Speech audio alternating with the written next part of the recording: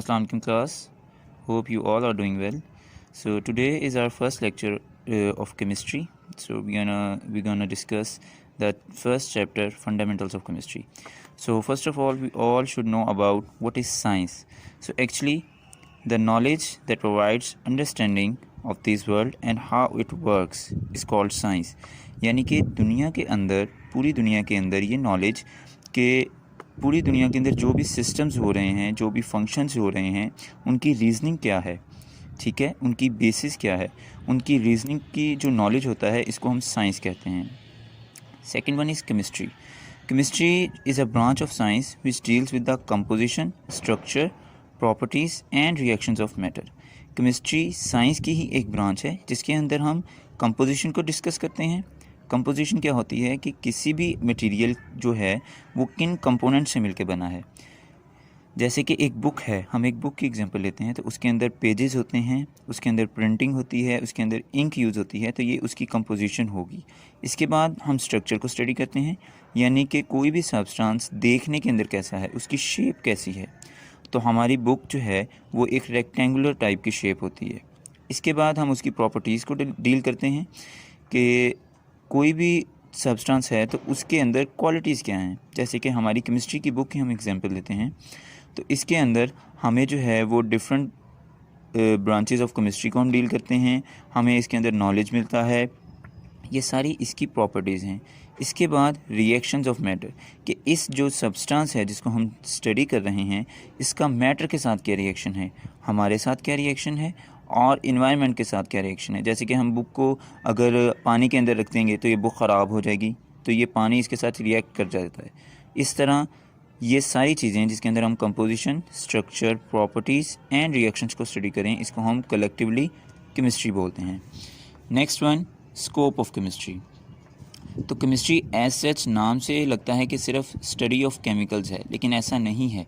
Chemistry के अंदर हम बहुत सारी चीज़ों को स्टडी करते हैं. जैसे कि chemistry play important role in medicine and drugs.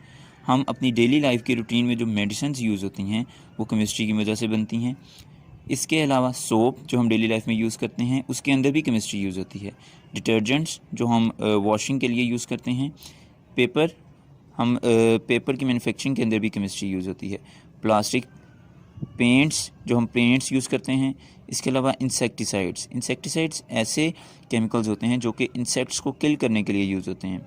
जैसा कि आजकल वेदर जो है वो चेंज हो रहा है, यूज़ होते हैं. जैसा कि आजकल वेदर जो है वो चेंज हो रहा है तो हमारे घरों में मॉस्किटोज़ जो हैं वो बहुत ज़्यादा हो गए हैं, तो हम मॉस्किटो किल स्प्रे करवाते हैं, उसको हम इंसेक्टिसाइड्स बोलते हैं कि जो इंसेक्ट्स को किल करते हैं. इनके अंदर भी जो है वो केमिस्ट्री यूज़ होती है.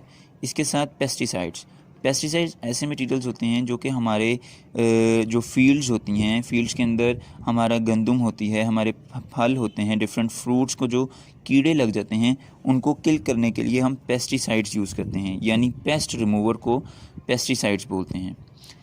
इसके बाद हम कुछ ब्रांचेस ऑफ केमिस्ट्री को स्टडी करेंगे. केमिस्ट्री की बहुत ज़्यादा ब्रांचेस हैं, लेकिन यहाँ पर अभी हम 3 को डिस्कस करेंगे. First of all is physical chemistry.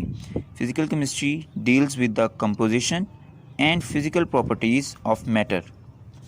Physical chemistry के अंदर हम सिर्फ़ और सिर्फ कंपोजिशन को स्टडी करते हैं कि जो भी हम सब्सटेंस है उसकी कंपोजिशन क्या है, वो किन किन कंपोनेंट से मिलकर बनी है, प्लस उसकी फ़िज़िकल प्रॉपर्टीज़ कि वो फिज़िकली दूसरे मॉलिक्यूल्स के साथ किस तरह रिएक्ट करती है.